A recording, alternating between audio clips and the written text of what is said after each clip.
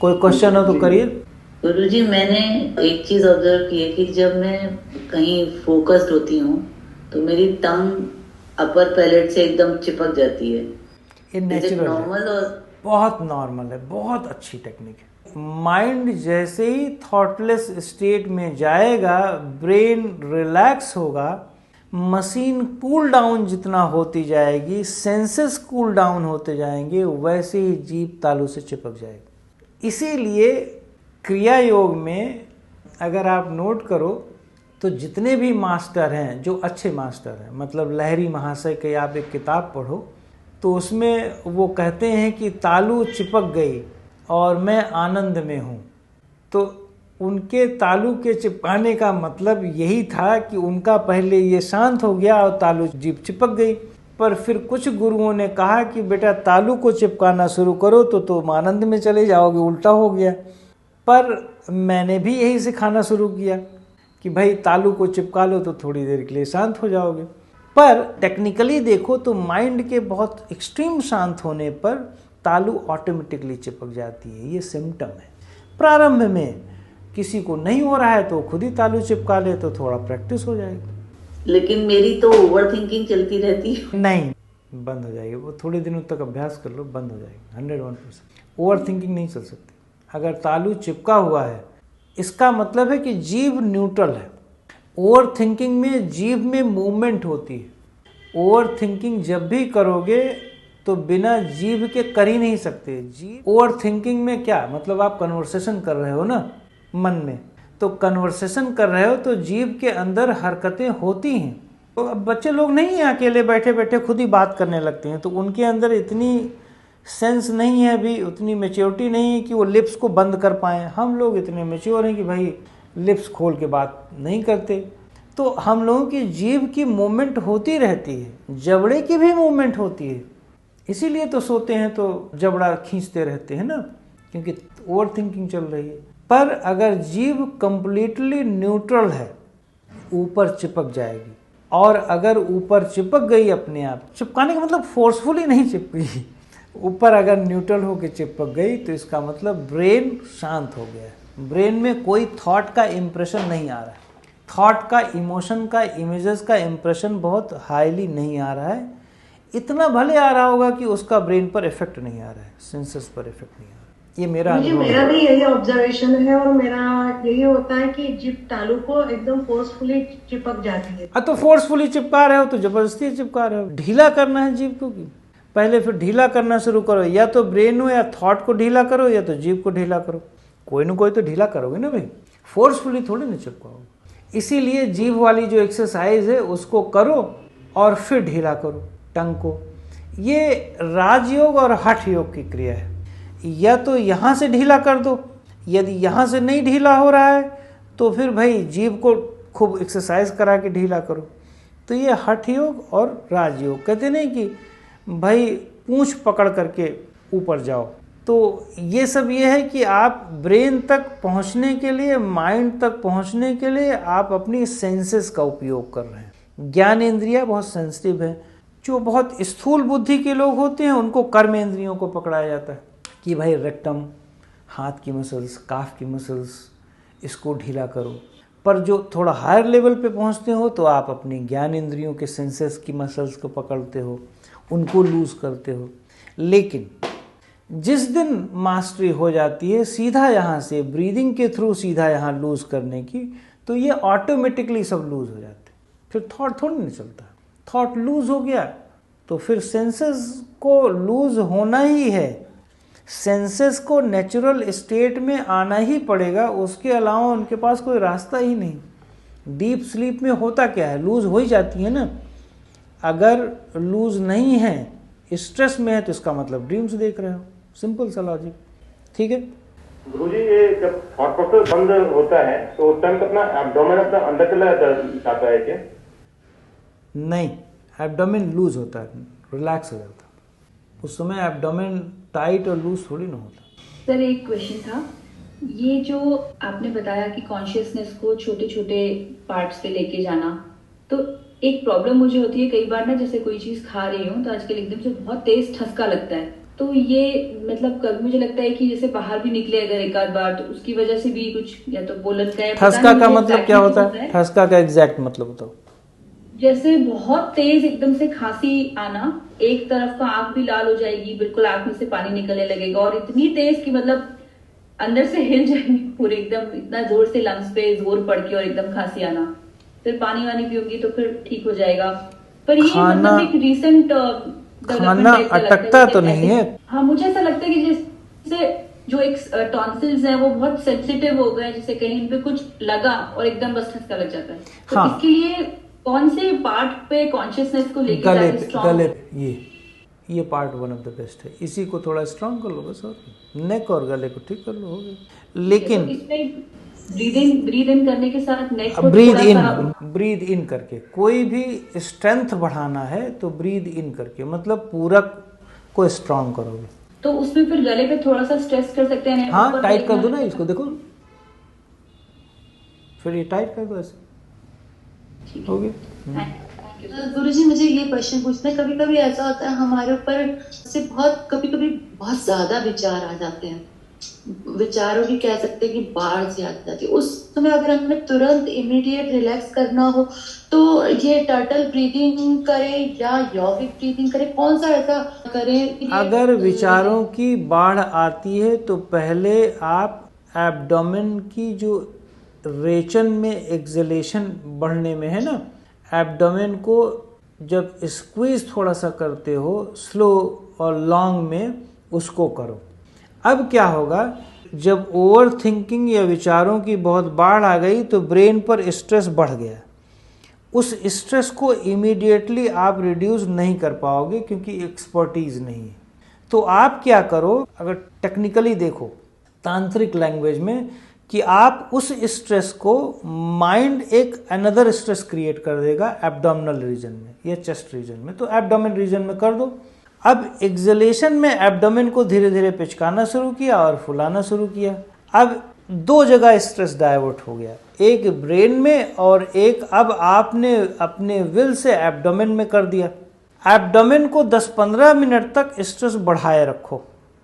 अब उसके बाद उस एब्डोमेन की मसल्स को, जो दूसरा पार्ट आप लोगों को बताया था ना उदर प्राणायाम में, जो पूरक और रेचन, नो एफर्ट है ना रेचन में, इसको कर लो, इमीडिएटली विचार डाउन हो जाएगा। लेकिन आधा घंटा का तो आपको पेशेंस रखना ही पड़ेगा। 10-15 मिनट उसको कर लो और 10 मिनट इसको कर लो, इमीडिएटली डाउन हो जाएगा। क्योंकि एब्डोमेन जैसे ही रिलैक्स होने लगेगा ब्रेन को रिलैक्स कर देगा, तो वो स्ट्रेस डाउन हो जाएगा। ये हम लोग टेक्निक यूज करते हैं जब बहुत ओवर होता है, समझ गए? एब्डोमेन रीजन में और ब्रेन में दो बार में डिवाइड कर दिया, उसके बाद रुको। समझ आया। ओवर थिंकिंग हुई, बहुत विचारों की बाढ़ आ गई, सिर फट रहा है, ठीक है, सिर पे प्रेशर आ रहा है क्योंकि ब्रेन की मसल्स को ओवर यूज कर रहे हो। अब आपने क्या किया कि आपके पास इमीडिएटली कोई सल्यूशन नहीं है कि ओवर थिंकिंग को, ब्रेन के स्ट्रेस को रिड्यूस कर दें। आपने अपने माइंड को डाइवर्ट किया पेट पर, पेट में स्ट्रेस बढ़ा लिया ब्रीदिंग के थ्रू, ब्रीदिंग के थ्रू बढ़ाया पेट में स्ट्रेस, क्योंकि रेचन में बढ़ाया ना आपने, स्ट्रेच रेचन में किया, एक्सलेशन में एफर्ट लगाया, पेट को धीरे धीरे पिचकाया आपने। अब आपके ब्रेन पर स्ट्रेस रिलीज होगा क्योंकि ब्रेन में ऑक्सीजनेशन बढ़ी, तो ब्रेन वाला स्ट्रेस डाइवर्ट हो गया, पेट पे भी आ गया। ओवर थिंकिंग कम होगी उस समय क्योंकि आपका माइंड दो जगह डाइवर्ट हो गया।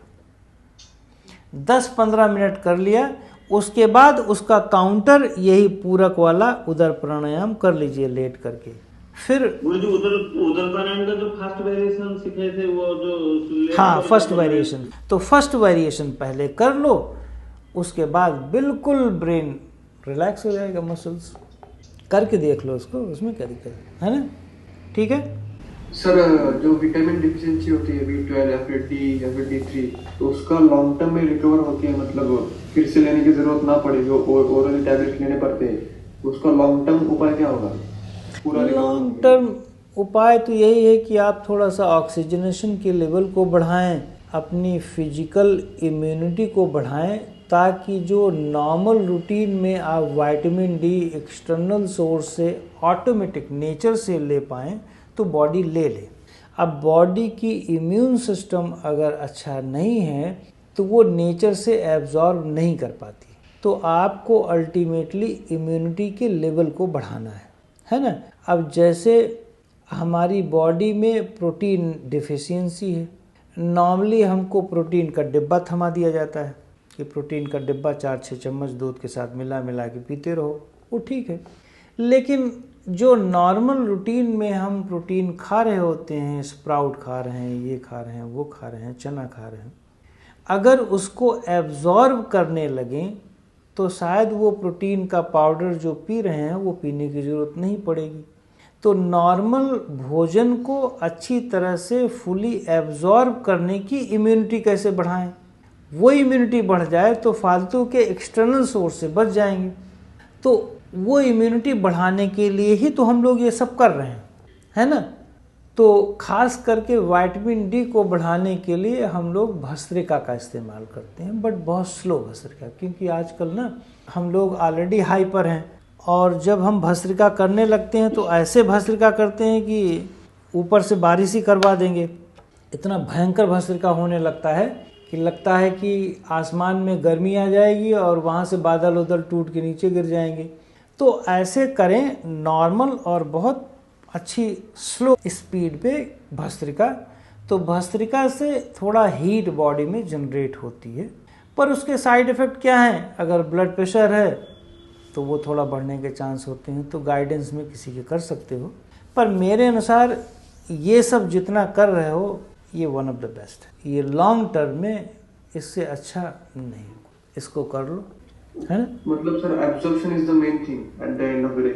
हाँ, एब्जॉर्प्शन, और क्या मेन तो एब्जॉर्प्शन है ना, इम्यूनिटी।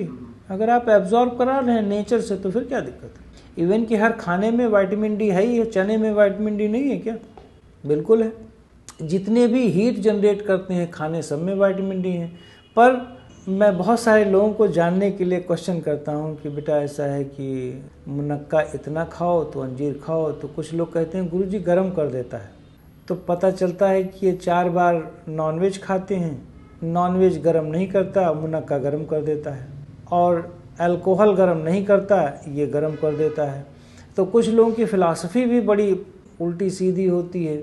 फालतू के जंक फूड रोज़ चबाते रहेंगे, खाते रहेंगे, रोज़ बिस्किट खाली पेट खाएंगे और कहते हैं कि वो ठंडा करता है, वो गर्म करता है। तो ये ठंडे और गर्म के आयुर्वेदिक पद्धति में ठंडा गर्म पता नहीं, बेचारे गुरुओं ने भी नहीं सोचा होगा, आयुर्वेदिक गुरुओं ने, कि ये हमारे आगे की जनरेशन ठंडे गर्म को कैसे लपेट लेंगे। हम लोग ठंडे गर्म को ही पूरी डिफरेंट ही बना दिए हैं। तो बेसिकली कहने का मतलब ये है कि हम अपनी इम्यूनिटी बढ़ाएं और नेचुरल वे में बॉडी ऑटोमेटिकली एब्जॉर्ब कर लेगी। एक और एग्जांपल दे दूँ, आजकल मेलाटोनिन बढ़ाने का, नहीं स्किन मेलाटोनिन नहीं करती तो ये होता है तो वो होता है, तो मेलाटोनिन खाओ तो नींद अच्छी आ जाएगी। अरे मसल से रिलैक्स करो, अपने आप बढ़ जाएगी वो। लेकिन नहीं, चूँकि जो दवा कंपनियां एक बहुत बड़ी माफिया हैं, वर्ड ठीक नहीं है, लेकिन वो नींद को अपनी दवा को बेचने के लिए भी कंडीशन लगाती हैं कि ये बढ़ जाएगा तो वो हो जाएगा, वो हो जाएगा तो वो हो जाएगा, विटामिन डी नहीं खाओगे तो कैंसर हो जाएगा, तो विटामिन डी हमेशा चबाते रहो। अब वो ये तो बताने से रहे कि आप भाई अपनी इम्यूनिटी बढ़ाओ, और जो इम्यूनिटी नहीं बढ़ा रहे तो वही चबाओ फिर। गुरुजी, अगर विटामिन डी का एब्जॉर्प्शन ऐसे करने से बढ़ जाएगा तो इसका मतलब हड्डियों की प्रॉब्लम भी सॉल्व हो जाएगी, जैसे मेनोपॉज के बाद लेडीज को होता है कि ये खा लो वो खा लो। बिल्कुल, तो उससे बिल्कुल ये भी तो मेनोपॉज के साइड इफेक्ट खत्म, जो बॉडी में अननेसेसरी हीट है वो भी खत्म। अननेसेसरी बॉडी में मेनोपॉज के बाद जो हीट आ जाती है वो भी खत्म। और मैंने ठीक किया हुआ है ये तो। गुरुजी, आपका एक एक्सपेरिमेंट हमने किया था जिसमें आपने एक बार बताया था, यूट्यूब पे आपने एक वीडियो डाला था, उसमें क्या बताया था, आई बॉल को स्थिर करना। हाँ, और उसके बाद गुरुजी हम आपको बता नहीं सकते, मतलब जो एक अलग डायमेंशन खुला ना, सिर्फ आंखों को स्थिर, आई बॉल को स्थिर करना था उसमें। मतलब हमारे साथ में जो स्पिरिचुअल लेवल पे जा रहे थे वो भी मतलब उनको ये नहीं समझ आया। हमने बताने की कोशिश करी लेकिन उन्होंने वो प्रयोग नहीं किया, और सिर्फ हमने वो प्रयोग करके देखा, मतलब बहुत बहुत कुछ समझ आया, बहुत कुछ समझ। ये बेटा सिर्फ एक ही सेंसेस का है। धीरे धीरे जब हम आगे एक्सपेंशन में जाते हैं और फिलॉसफिकली अंडरस्टैंड करते हैं, फिलॉसफी उसकी जानते हैं ना, तो इतनी खुशी होती है कि मैं क्या बताऊं। इतनी हैप्पीनेस मोड में हम जाते हैं, हमको लगता है कि इसी में डूब जाएं, बट वो भी नहीं करना कि भाई दिन भर ऐसे रखना और नॉर्मल एक्टिविटी में भी छोड़ देना।